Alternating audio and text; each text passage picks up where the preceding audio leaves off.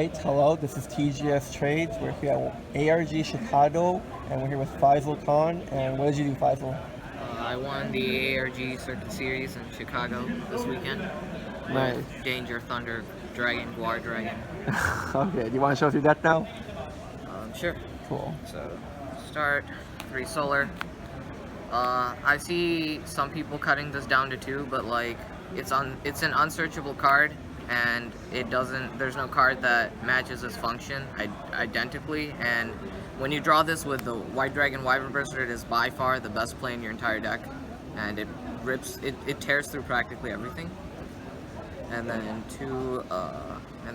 one Armageddon Knight and one Dark Grepher. Basically more solars to dump. So the reason why I played these is because over like Phantom Skyblaster is because I don't like how like your dangers can be RNG dependent. Like if you have a good hand and you have dangers, it's possible that if you start with dangers, you might actually get screwed by them. So these reduce the variance by setting up your gray for Levianeer and your white and black dragon to make sure that they don't get pitched by the dangers. And they can also like discard the dangers to get their field effects and basically sculpt your hand the way you want it to be. You don't want to lose to yourself. Then for Thunder Dragons, I play a really small Thunder Dragon engine, so 3 of the original because he makes the dangers better and he's just really good. 2 Dark, 2 Hawk. I think you need to play the second one because you want to play after turn 1, and this is the card that lets you do it. 1 Roar. I play 5 Foolishes for the Roar, and I don't want to ever see this in my opening hand, so this is like fine. And then 1 Duo. He's really good to search with the guys to trigger like Eclipse Wyvern or your Thunder Dragons if you need it. Okay. For dangers, 3 Nessie, 3 Jackalope, 3 Tsuchinoko, the good ones. 1 Bigfoot. This is really just there for utility since I don't play the Goliath package. So you can use it to like pop multi-roll or floodgates. So it's good, and it's a 3k beater. And then 1 Mothman. I really didn't want to play this. I think this card like is definitely the worst card in my deck, but I didn't know what to replace it with. And for the dragons, 3 of the white, 2 of the black. I think this is the perfect ratio. And 1 Destrudo. This is like the 39th card in my deck behind the Mothman. Is basically so I can draw into it as an extender past like Lancia. There was a game where I drew it with Saryuja when they Lancia'd me, and I was still able to make LP into my Crystal Wing, which won me the game. And it's also sometimes good to summon off of LP if you like need to dig for a part of your engine. Like if you need to get the extra summons out for the Saryuja to dig for your Thunder cards, because sometimes if you don't see a part of your engine, it doesn't feel very good. 3 Levianeer. This is probably the best card in the entire deck. It's not even close. 1 Eclipse Wyvern, and then 1 Diablos. And then I main deck 1 Phantasme. The reason why I made this is because you can search it with Eclipse Wyvern because it's a level 7 or higher Dark Dragon. And the reason why that is good is because when you use LP, you can only get 1 of these. So you have to choose between this and Levianeer. And if you can't make the rank 8, it's better to have this, especially against Striker and Salamangrade, than to rip 1 card out of your opponent's hand.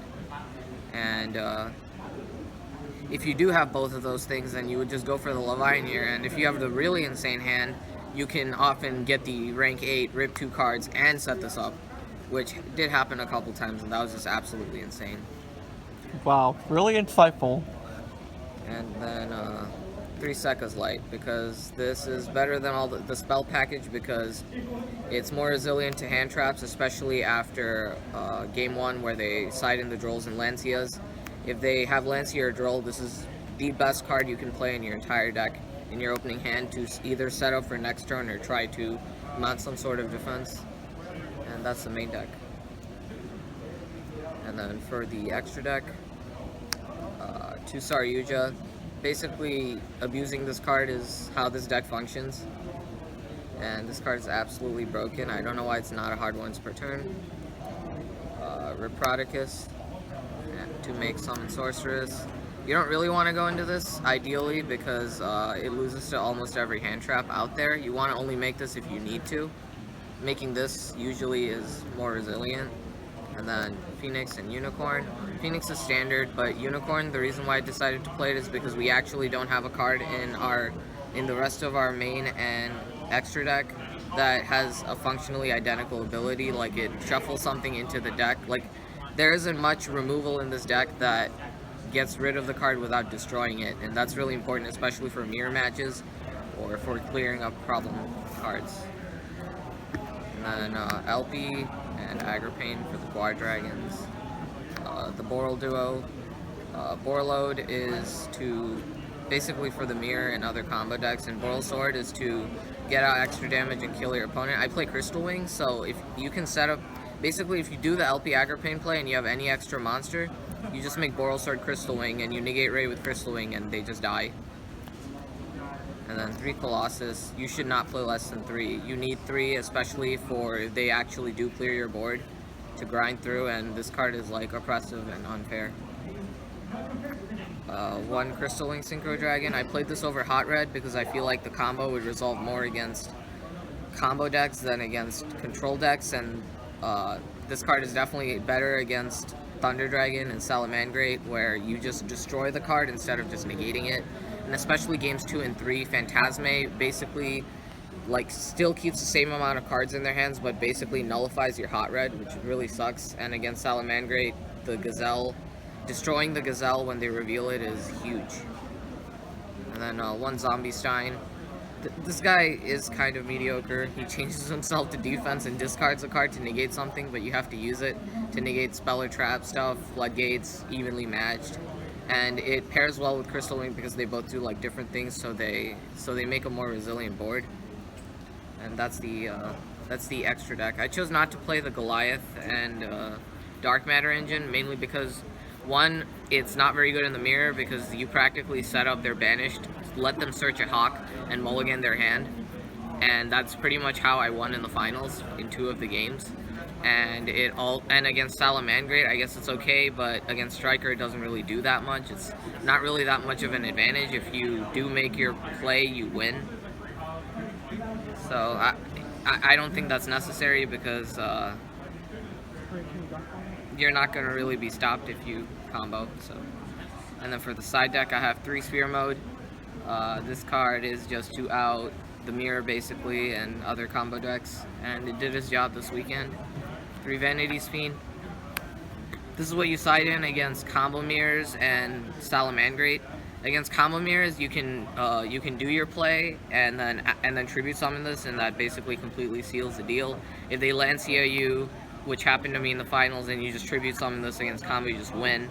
And Salamangreat plays a lot of hand traps, so you can just use this when they stun you down and you win. And if they don't stun you with your combo, then you're comboing, and that deck actually can't beat your combo. And then the other 2 Phantasmes.